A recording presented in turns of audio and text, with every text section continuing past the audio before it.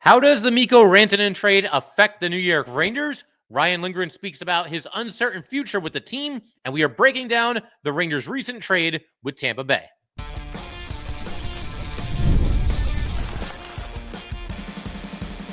You're Locked on the New York Rangers, your daily podcast on the New York Rangers. Part of the Locked On Podcast Network, your team every day. Welcome back, Blue Shirts fans, to episode number 1235 of the Locked On New York Rangers podcast. I'm your host, John Chick. Just want to thank you guys, as always, for making Locked On New York Rangers your first listen every day. We are free and available on all platforms, including YouTube, and we are, of course, part of the Locked On Podcast Network, your team every day. So a little bit of a catch-up episode here. I want to start today's show by talking a little bit about the recent three-way trade blockbuster that occurred between the Canes, the Avalanche, and the Blackhawks. And for anybody that needs a quick recap, or if you somehow missed this, maybe you're just kind of locked into what the Rangers do and you didn't happen to notice this big deal happening elsewhere around the league. But the Canes get Mikko Rantanen and Taylor Hall. The Avalanche get Jack Drury, Martin Necas, a second-round pick and a fourth-round pick. And the Blackhawks get a third-round pick from the Canes, and they retain half of Rantanen's $9.25 million cap hit. So the Blackhawks basically just stepped in to allow the other two teams to facilitate a deal, and of course, their compensation is the third-round pick. But look, the whole trade is noteworthy. There's a lot of big-name players going in one direction or the other, but Rantanen is the true game changer. And I'm going to discuss this trade, but then I'm also going to affect, like I said, how it might affect what the Rangers are doing, and they will now try to step up their efforts to make a big-time impact trade. But as far as Rantanen goes, I mean, the Canes get him. They also get Taylor Hall. You've got a Canes team that has been very, very good this season. They've played well recently. Second place in the Metro Division, only to the Caps. Second best record in the Eastern Conference, only to the Caps. So for the Canes to bring these two in, and especially Rantanen, it's absolutely huge. You've got this Canes team that has been knocking on the door. They're always in the playoffs.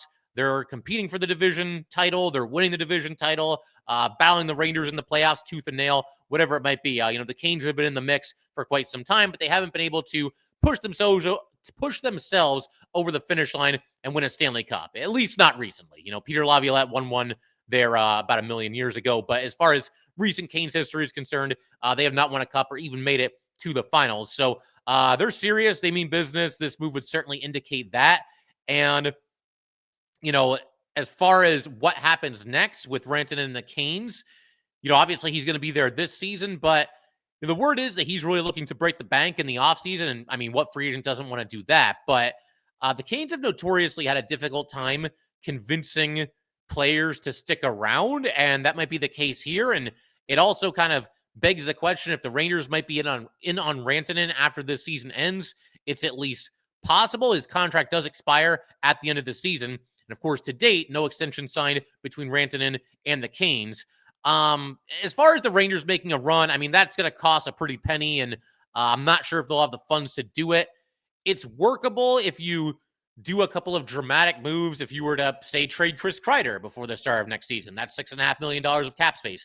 If you were to trade Keandre Miller rather than re-sign him. Miller is an impending RFA with arbitration rights, but obviously you wouldn't be spending money on Miller. I don't know. There'd be a way to do it, but the Rangers would really have to get creative. That's basically the long and short of it. But, as far as how this affects the Rangers in the short term, the right here and the right now, and most specifically, their pursuit of JT Miller, the prevailing thought from Ranger fans, and I think people that, cover the league and whatnot, is that this will mostly, this trade of Rantanen to the Canes will mostly help the Rangers rather than hurt them. And I would tend to agree. The one thing that might give the Canucks a little bit of an edge here and might hurt the Rangers just ever so slightly is just the very simple fact that the Rangers division rival, the Canes, just pulled off this massive trade here. And yeah, they gave up Necas, great player. Drury's kind of an emerging player in his own right. But man, you bring in a superstar in Mikko Rantanen. You bring in a very good, albeit a player that has had a strange career in Taylor Hall, the former number one pick overall, just kind of bouncing around the league and puts up good numbers, kind of a middle sixer at this point. But bottom line, I think the Canes made themselves a heck of a lot better with this trade here. So you could look at it and think that now the Rangers, after seeing their division rival make such a big move and get so much better, that the pressure is now on the Rangers to do something somewhat similar. Bring in a big-time impact player the way that the Canes just did. So there's that. But as far as why this would work in favor of the Rangers, which I think mostly it will, the Canucks just lost a dance partner, or a potential dance partner in the form of the Canes when it comes to them looking to trade JT Miller. And it depends who you listen to. It depends where the truth lies. But we've seen, multiple NHL reporters talk about, the JT Miller situation. It's obviously a big storyline and a hot button topic for just about everybody who watches this league. Some have said, and this group includes Nick Kypreos, former 1994 Cup champion with the Rangers. Kypreos and a handful of others have said that with JT Miller, it's Rangers or bust. That is the only team that he will waive his no-move clause in order to facilitate a trade, is to go to the New York Rangers.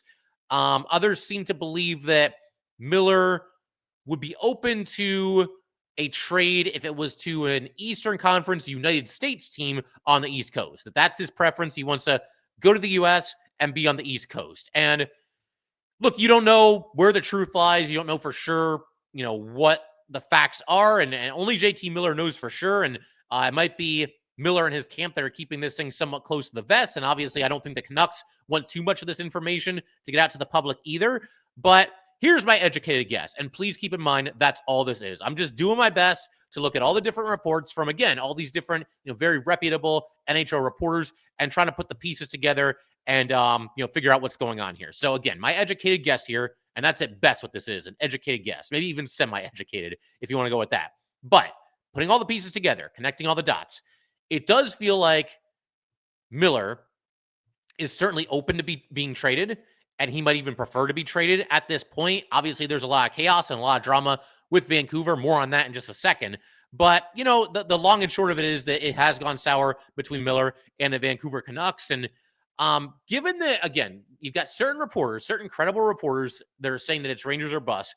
You've got other, very credible reporters that are saying that, again, it could be Rangers or it could be any team on the Eastern Coast. Again, me connecting all the dots, it feels to me like maybe the Rangers are Miller's top choice. But if not going to the Rangers, if that's not an option, if there's no deal that the two teams can agree to there, that Miller would still prefer going to an Eastern Coast team rather than staying with Vancouver. And again, this is just me connecting all the dots for all the information, and there's a wealth of it, a whole bunch of information as far as the JT Miller situation is concerned. But I will say, we're still talking about Miller here, but there's kind of another X factor to this situation, and that is the fact that, it seems like, and it could be a smokescreen, but it seems like the Canucks are also shopping Elias Pettersson, and they might be in the market to do a deal there. Look, I think a lot of us, myself included, have mixed feelings on the Rangers trading for JT Miller because of the baggage, because of the attitude issues. But I've been saying all along, if you can get JT Miller on a significant discount, then I think you owe it to yourselves to pull the trigger and do it and take whatever risk comes along with it. But with all that said, the Rangers don't want to overplay their hand because it does seem like they have leverage here against the Canucks because, again, JT Miller with that full no-move clause, he's kind of got the Canucks' hands tied, right? So, yeah, the Rangers might be able to get Miller for something of a discount, but if they go too far with this and they're only willing to offer I don't even know. What's like, say like Sakura and like a 6th-round draft pick, right? If they're not willing to go like any higher than something like that, then maybe the Canucks pivot and maybe they do ultimately trade Elias Pettersson rather than JT Miller. Now, that won't solve everything as far as the issues between Miller and the Canucks because it seems like there are issues between the coach and JT Miller there. And it just feels like, seeing everything, reading all these things, watching all these different videos on the JT Miller situation, it does seem like, it's just gone sour there. But it does sound like they're at least, the Canucks this is, putting into the air the idea that maybe they would pivot once again and trade Pettersson rather than JT Miller. And actually, Joe from Locked On Sabres, he's done a couple episodes on this very topic. I believe, without checking Puckpedia, that the Sabres have a good amount of cap space, and maybe they'd be one of the teams that could actually take on the Pettersson contract. I don't know, but Joe's done a couple of different episodes on that. Definitely recommend checking that out if you get the chance. But again, bottom line, if the Rangers really want to make this happen, if they really want to get JT Miller, I still think they can have him at somewhat of a discount, but they can't go overboard with it. Because if you really kind of poke the bear and offer the Canucks an offer that's insulting, there's nothing stopping the Canucks from, again, doing a 180 and trading Pettersson rather than Miller. But as far as the rift between Miller and Pettersson is concerned, by all accounts, it's very real. And you don't have to take my word for it. You don't even have to take the word of different, NHL reporters out there. Take the word from Jim Rutherford, the president of the Canucks. There was an article written earlier today by Gary Mason of the Globe and Mail, and there are quotes from Rutherford on there where he's basically admitting, yes, there is a rift. Yes, it is causing a distraction. Yes, it is a problem. And Rutherford in that article is basically admitting that they might not be able to get fair value in a trade for JT Miller, which blows my mind that he would say that. You would think that the Canucks would try to maybe, try to deny that there's like such a rift in the locker room, or at least downplay it a little bit. He's full on admitting that, yeah, it is a problem. And whatever small amount of leverage the Canucks have on the Rangers or anybody else, it lessens with every word that this guy said. Like, I just could not believe when I was reading these quotes. Go check out the article for yourself if you get the chance. But look, the bottom line, Rangers, if they want Miller, they do have most of the leverage here. The Canucks might have some leverage because the Rangers might feel some pressure to respond to the big Rantanen trade. Of course, Rantanen and Hall going to the Canes. But once again, the Rangers have to be careful not to overplay their hand if JT Miller truly is what they covet. And by all accounts, they are very high on Miller and would like to land him in a deal. But we'll keep track of the situation as we go forward here. See how it all shakes out. But in just a minute, we're actually going to shift gears. I want to talk a little bit about a current Ranger, and that would be Ryan Lindgren. There was an article from Larry Brooks where Lindgren made it very clear that he wants to remain with the New York Rangers. I'm going to have some thoughts on that in just a second. All right, we just want to take a minute to let everybody know that today's episode of Locked On New York Rangers is brought to you by FanDuel. Super Bowl 59 is here. One game, two teams, endless possibilities, and there is no way to make every play more exciting than with FanDuel Sportsbook. Whether it's predicting the first touchdown, calling the MVP, or even betting on the coin toss, FanDuel makes it easy to get in on the action. With live betting all game long, you can adjust your bets as the game unfolds and feel the thrill from the kickoff to the final whistle. The live betting feature lets you stay involved no matter what happens on the field, and the app is super easy to navigate. Plus, knowing that you can place a $5 bet and potentially win $200 in bonus bets for the Super Bowl, that is the icing on the cake. Download the app or head to FanDuel.com to get started. Bet just $5. And if you win, you'll score $200 in bonus bets. That's FanDuel.com. Bet with FanDuel, official partner of Super Bowl 59.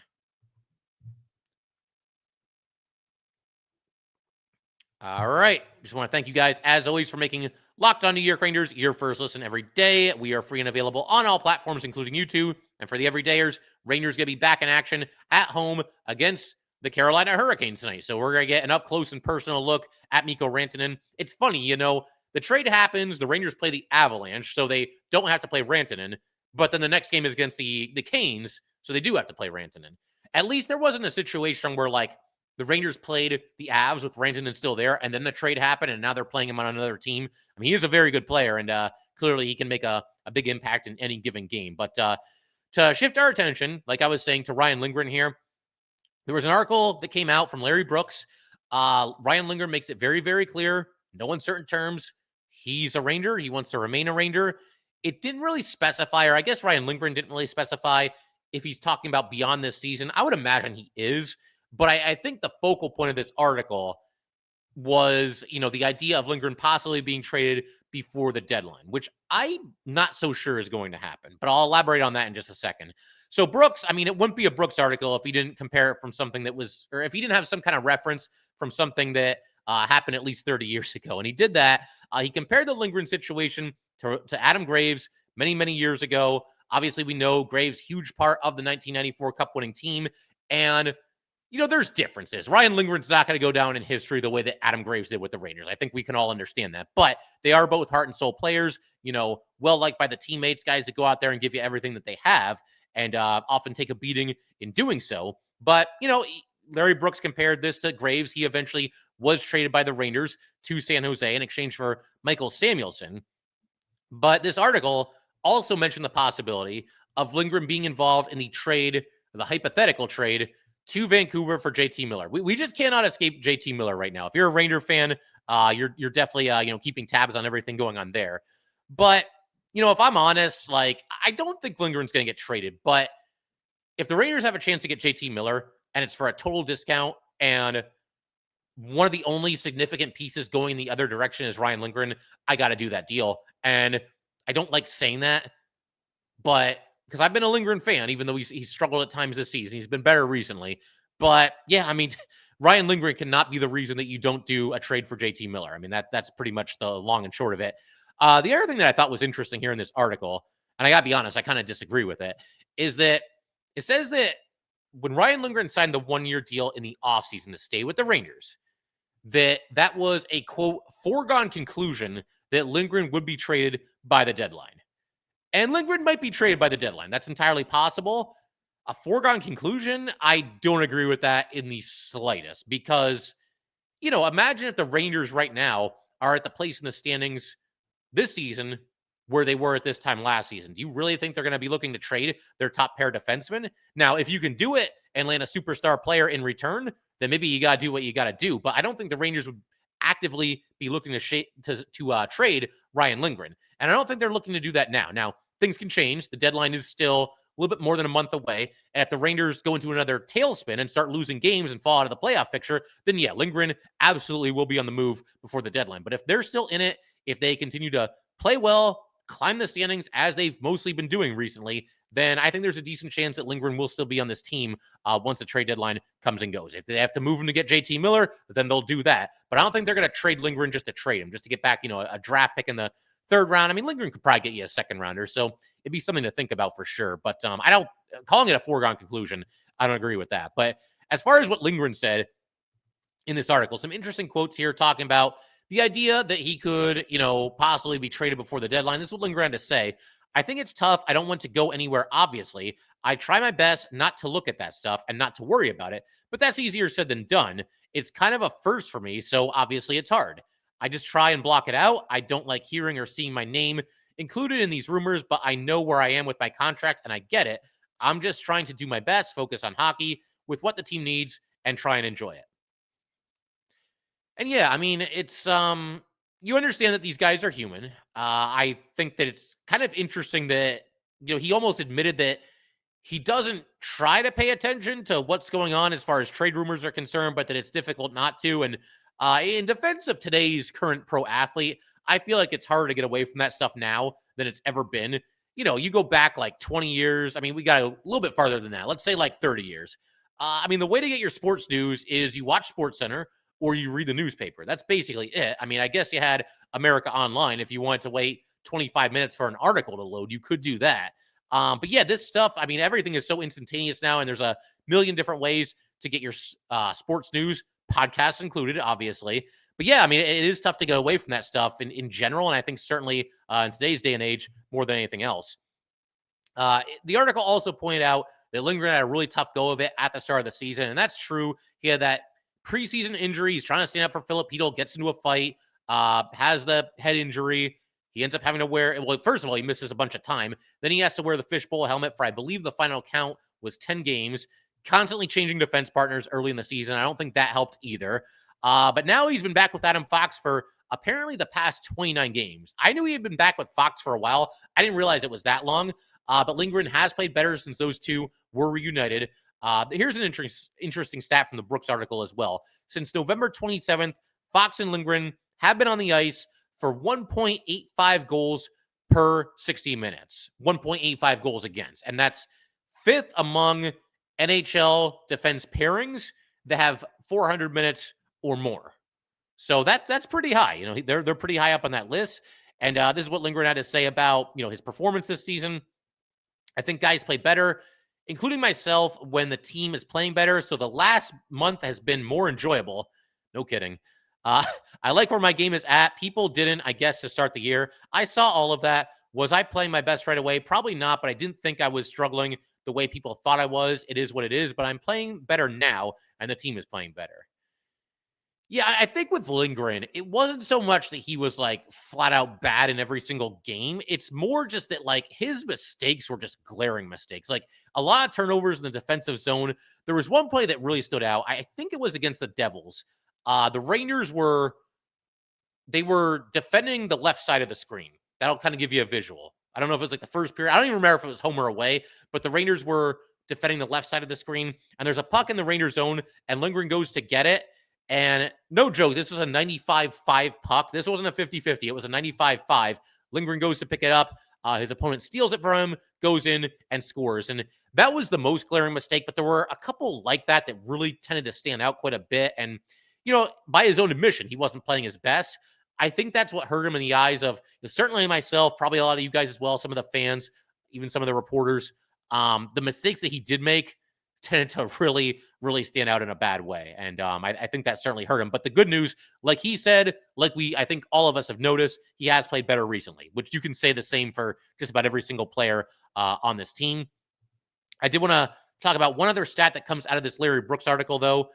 So in last year's playoffs, I didn't realize this, but in last year's playoffs, the Lindgren and Fox duo allowed 1.38 goals against per 60 minutes, which was the best of any of the 24 defense pairings that logged at least 100 minutes in last year's Stanley Cup playoffs. So right there at the top. And the article closed with a quote that leaves, there's no gray area with this quote, and you'll see what I mean here. Lindgren said, "I want to be here. I love being here. I love every guy here. We have a really good team. I want to stay for sure." And again, I think that he will stay through the deadline. I think the Rangers are going to win enough games, and I think that they're going to be in the playoff chase or close enough to it where they feel like moving Ryan Lindgren for a draft pick isn't worth it. I mean, we could discuss whether this is the right thing to do or not. I mean, it would be tempting if you can get like a second rounder for Ryan Lindgren. You move Lindgren for the second rounder, and then you maybe plug Zach Jones back into the lineup. I mean, Jones and Lindgren play very different styles, and I don't know, like, would they just put Jones with Fox? They could do that. They could end up juggling the pairings a little bit. That would be interesting to see how they played that one. You could see maybe Borgen hops up. Or no, I don't know. I would have to really sit down and look at it and really think about it. But I think the possibilities on the table, and maybe we'll do a deeper dive a little bit later, a future episode where we talk about the pros and cons of trading Ryan Lindgren. But I want to wait on that, kind of see where the chips fall, because where the Rangers are in the standings, that's going to largely dictate whether Lindgren gets dealt before the deadline or not. But one more thing about Lindgren before we move on to the trade between the Rangers and the Lightning. Johnny Lazarus posted this on Twitter a little bit earlier today. So there was a presser, Peter Laviolette taking questions. Johnny apparently asked Laviolette this morning if anybody on the Rangers has emerged as a leader over the past couple of months. Because obviously you trade your captain in Jacob Trouba, and you're rolling without a captain probably for at least the rest of this season, if not longer. The two names that Laviolette gave as far as the people who've stepped up as leaders were Vincent Trocheck and Ryan Lindgren. And Trocheck's no surprise at all. Lindgren's not really a surprise. It's not the first name that I was expecting to hear. And for whatever this is worth, he actually mentioned Lindgren before he mentioned Trocheck. So, coach speak was in there too. He talked about how there were several players doing it, but the only two that he named by name were Lindgren first and Trocheck second. I think that speaks volumes. Now, does that mean that Lindgren's going to be back next season? I doubt it. I just don't think that it's a sound investment. And I think that Ryan Lindgren can, should, and will get a multi-year deal from somebody. He's going to have a very tricky free agency period because of everything that we know about him. He's obviously a heart and soul kind of player. He's physical. He'll take a beating out there for the betterment of the team.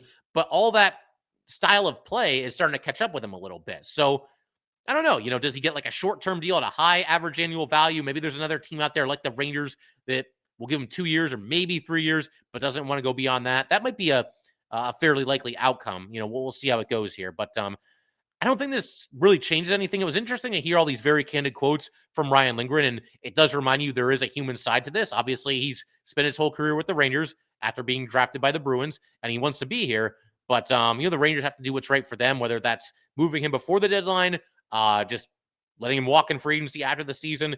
I just don't think there's any way they bring him back, but we will see. I suppose crazier things have happened. So in just a second, there was a trade struck not too long ago between the Rangers and the Lightning, and I've been meaning to circle back to this for a while. We're going to finally do it. in just a second.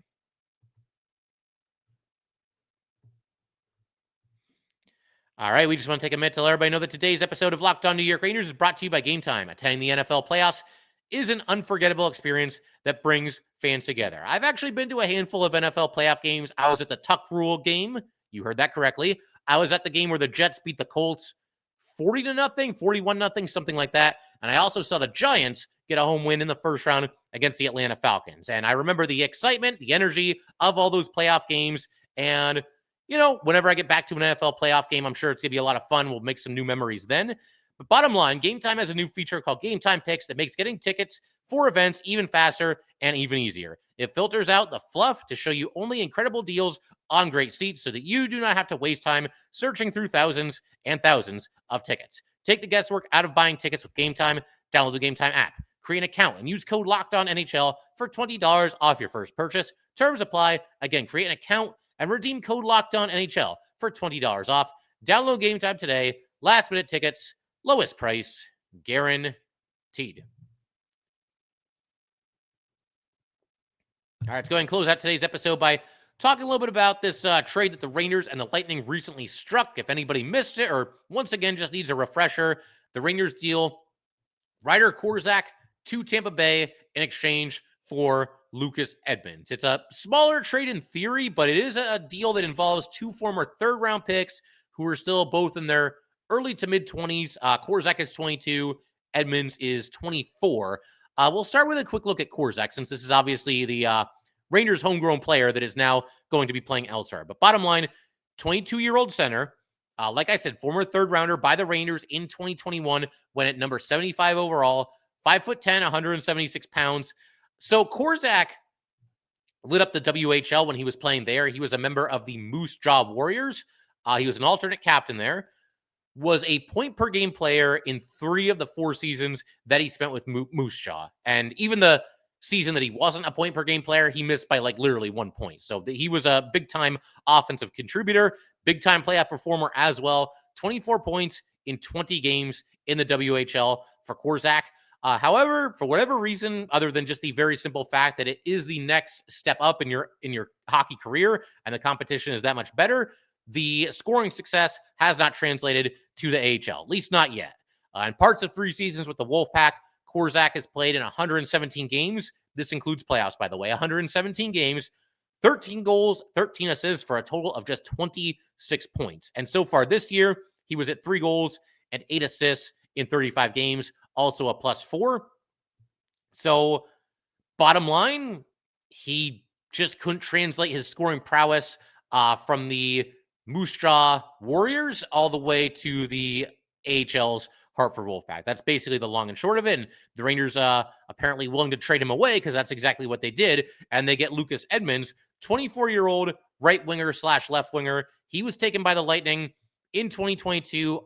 So the year after Korczak was drafted, the Lightning take Edmonds, and he was taken in the 3rd round, number 86 overall. So a lot of similarities here. Even a similar build as Korczak, 5'11" and 179 pounds. Edmonds only spent 1 season in the OHL. He was with Kingston in 2021, 2022. But man, did he go off. 68 games, 34 goals, 79 assists. So 113 points in 68 games to go along with a +29. And then in the playoffs, 11 games, 6 goals, 5 assists. So very similar story as Korczak as far as taking that next step to the AHL.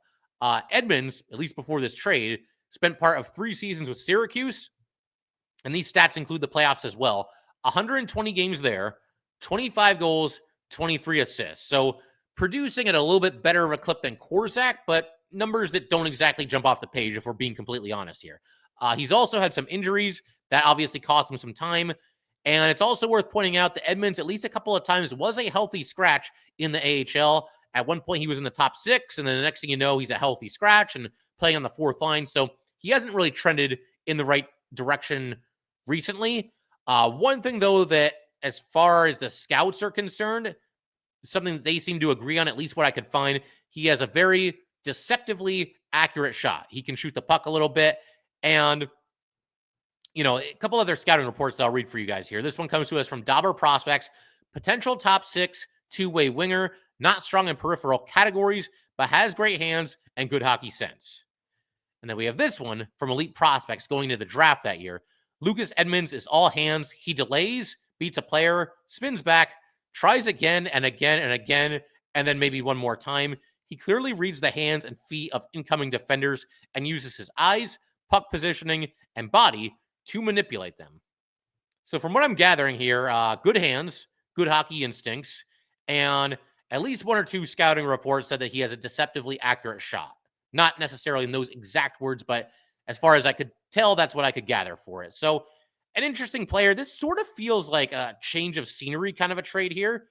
You hear about that in the NHL every now and then. Two players need to change the scenery. They've maybe fallen out of favor with their current team. And the result of that is you do a 1-for-1 trade, and both teams just kind of hope that this guy can benefit from a new team, a new system, new coaching staff, new teammates, the whole 9 yards. This sort of seems like it's what's going on in the AHL here. And of course, they're not old players. Korczak's only 22. Edmonds is 24. Neither has made a single appearance in an AHL game. But again, I haven't looked at like hours and hours of tape on both these guys, but just going by the stats and seeing how much they've dropped off from playing, junior hockey to now playing in the AHL, feels like a little bit of a change of scenery deal. And maybe this will do both players some good. Obviously, like any trade the Rangers make, we hope they get the better of it. And as far as Edmonds goes, we'll keep an eye on him going forward, just like we do all the Ranger prospects. But yep, figure we can call it there for today. If you guys would like to get in touch with this podcast, please send an email to lockedonnyrangers@gmail.com. Once again, that is lockedonnyrangers@gmail.com. Definitely give us a follow on Twitter as well, @jchick17. Once again, that is @JCHIK17. Thanks again, guys. I will see you next time.